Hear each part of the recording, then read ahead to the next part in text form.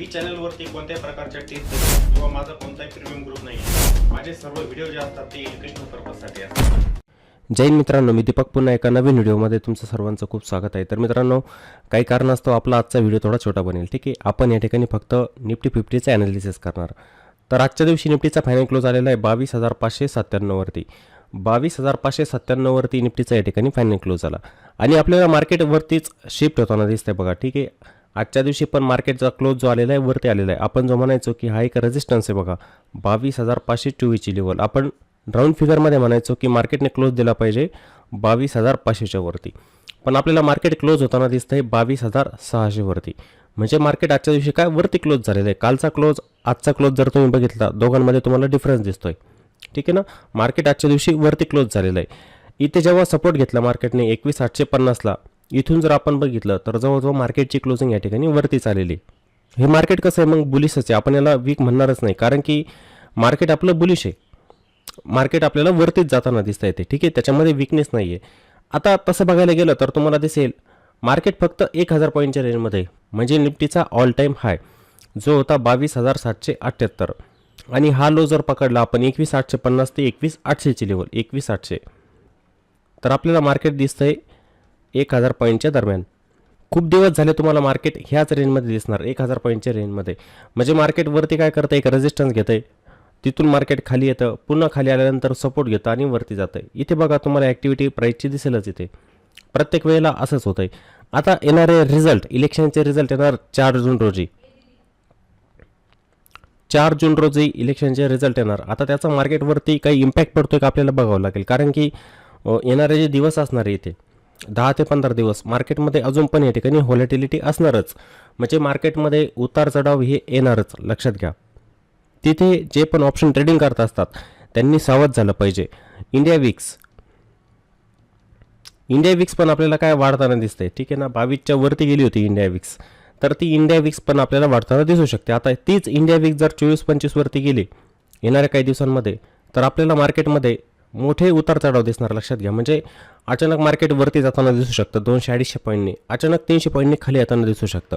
अशी व्हॉलेटिलिटी मार्केटमध्ये येत असते. त्यामुळे जे पण ऑप्शन बाईंग करत असतात खास करून, आणि ते पण नेकेड, कारण की नेकेडची संख्या जास्त असते इंट्राडेमध्ये. पण काही जण BTST करत असतात बघा, काही जण STVT करत असतात ऑप्शनमध्ये, तर त्यांच्यासाठी हे मार्केट चांगलं नाही आहे मित्रांनो. ठीक आहे ना, तुम्ही ओव्हरनाईटमध्ये एखादा कॉल ऑप्शन बाय करून बसाल, दुसऱ्या दिवशी मार्केट 300 पॉईंटने गॅप डाऊन ओपन होणार, तुम्हाला लॉस होणार.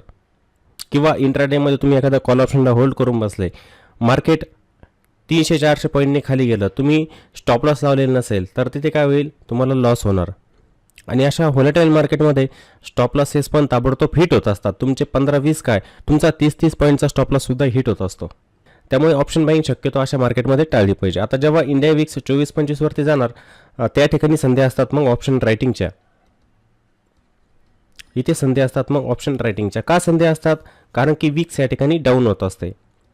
जेव्हा ही विक्स 22, 23, 24 आपल्याला दिसणार आहे आणि ती जेव्हा डिक्रीज व्हायला लागेल, ठीक आहे, म्हणजे मार्केटमध्ये असलेली व्हॉलेटिलिटी जेव्हा कमी व्हायला लागेल, तेव्हा या ठिकाणी ऑप्शन रायटरला प्रॉफिट होत असतं.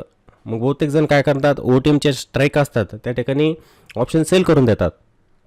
मग त्यांना तिथे डिकेचा फायदा होत असतो. ठीक आहे ना, प्रीमियम डिके होत असतं आणि त्यांना तिथे फायदा होत असतो. मग ठीक आहे, पण अशा मार्केटमध्ये जे ऑप्शन बाईंग करतात खास करून, मार्केटमध्ये अचानक स्पाईक लागतात, मग तिथे त्यांना नक्की लॉसच होत असतो.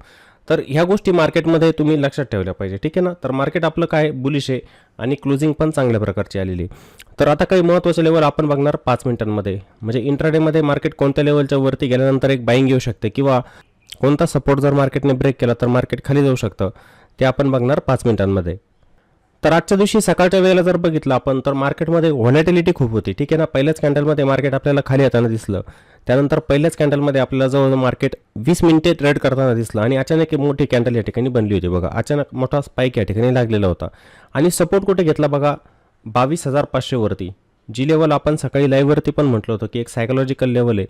तर इथे पुट रायटर असतात, मार्केटमध्ये तेजी करणारे असतात. बहुतेक जण काय म्हणतात की इथे मार्केट आता सपोर्ट ब्रेक करतंय, मी या ठिकाणी पुट बाय करतो. लाईव्हवरती मी तुम्हाला सांगितलंच होतं बघा. मग पुट बाय करतात, अचानक मार्केट रिव्हर्सल देऊन टाकतं. इथे काय होत असतात, मग स्टॉप लॉस हिट होत असतात बहुतेक जणांचे. ही व्हॉलेटिलिटी सकाळच्या वेळेला आपल्याला दिसते. त्यानंतर मार्केट बघा तुम्हाला एकाच रेंजमध्ये दिसणार. पूर्ण मार्केट जे होतं हे साईडवेज होतं.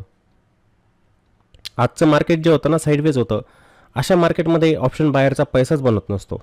जे ऑप्शन बाईंग करतात सकाळच्या वेळेला जसं कॉल ऑप्शन एखादा होल्ड केलेला, त्यांनी दिवसभर जर एखादा कॉल ऑप्शन इथे होल्ड केला तर त्यांना नुकसानच होत असतं. इथे प्रॉफिट बनत नाही, लक्षात घ्या तुम्ही, ठीक आहे ना.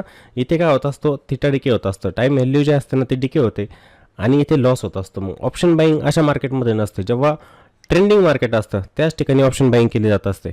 असं साईडवेज मार्केट जे असतं ऑप्शन बायरसाठी नसतंच ते, इथे त्यांना लॉस होत असतो. आपण सकाळी जेव्हा ऑप्शन चेन बघितली त्यामध्ये पण आपल्याला काय दिसलं, आपण म्हटलं होतं की मार्केट ह्या लेवलच्या दरम्यान वेळ घालू शकतं. तशाच प्रकारची ॲक्टिव्हिटी मार्केटमध्ये आजच्या दिवशी झालेली होती. म्हणजे कालच्या दिवसाचा हाय जर आपण बघितला तिथूनच मार्केट रिव्हर्स व्हायचं. हा हाय इथे दिसेल तुम्हाला, मार्केटवरती जात नव्हतं, इथून ह्या एका रेंजमध्ये होतं. एक रेंज तुम्हाला दिसेल, इथेच होतं मार्केट, ही एक रेंज होती बघा, छोट्याशा रेंजमध्ये मार्केट ट्रेड करत होती. इथे वरती गेलं, क्लोज पॉझिटिव्हमध्ये दिलं आपण केव्हा, 3 वाजेच्या दरम्यान. इथे ही एक लेवल होती बघा 22,552, या ठिकाणी मार्केटने सपोर्ट घेतला होता.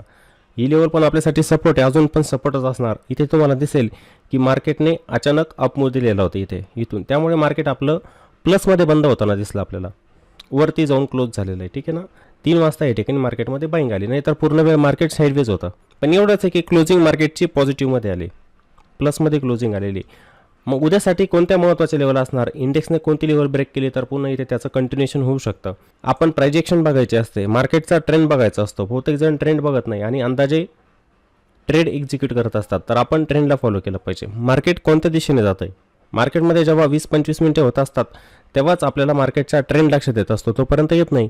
बहुतेक जण पहिल्या 5-10 मिनिटांमध्ये ट्रेड घेत असतात की त्यांना वाटतं की मोठमोठे कॅन्डल बनतात, माझं प्रॉफिट जास्त होईल. तसं होत नसतं, अचानक कॅन्डल रिव्हर्स होऊन जात असतात आणि तुम्हाला लॉस देऊन जातात. मग तर ही एक लेवल हडलच आहे, 22,624 हा एक रेजिस्टन्स आहे मार्केटसाठी. मार्केट जर फ्लॅट ओपन झालं आणि या रेजिस्टन्सच्या वरती जर सस्टेन व्हायला लागलं तर इथून कंटिन्युएशन पण होऊ शकतं. या ठिकाणी रेजिस्टन्स असेल मार्केटसाठी 22,652 हा पहिला रेजिस्टन्स असणार वरती, आणि 22,678 हा असणार दुसरा रेजिस्टन्स.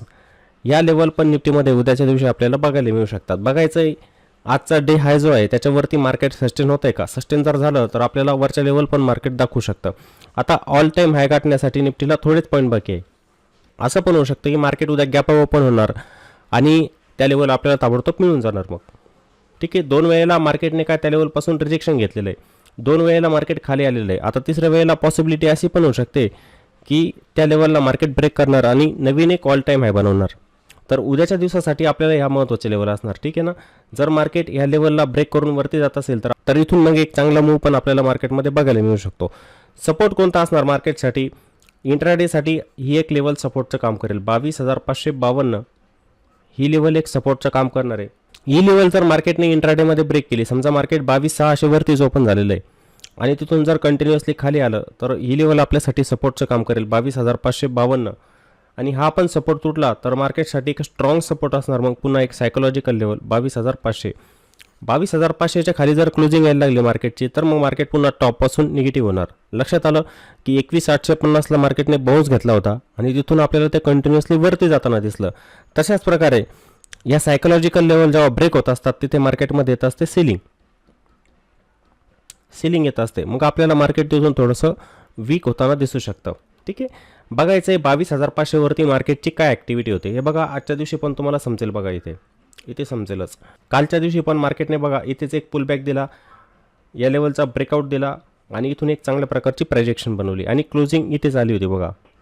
सपोर्ट बघायचं आहे कोणत्या लेवल आपल्यासाठी काम करतात. त्यानंतर आजच्या दिवशी पण बघा, तुम्हाला लक्षात येणार प्राईसचा बिहेव कसा होतोय.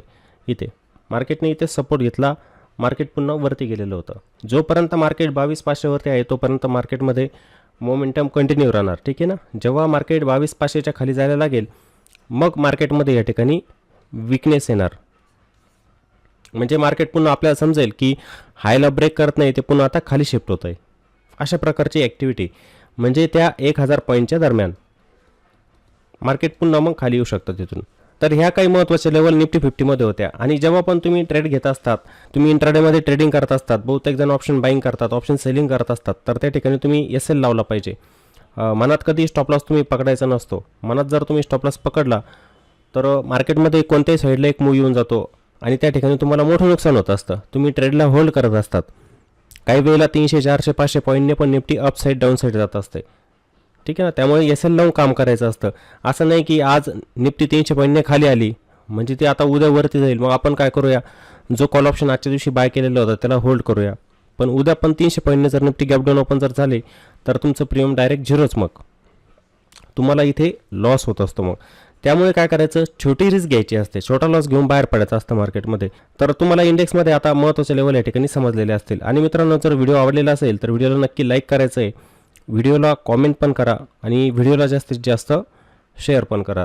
चला तर मग पुन्हा भेटू एका नवीन व्हिडिओमध्ये. जय हिंद.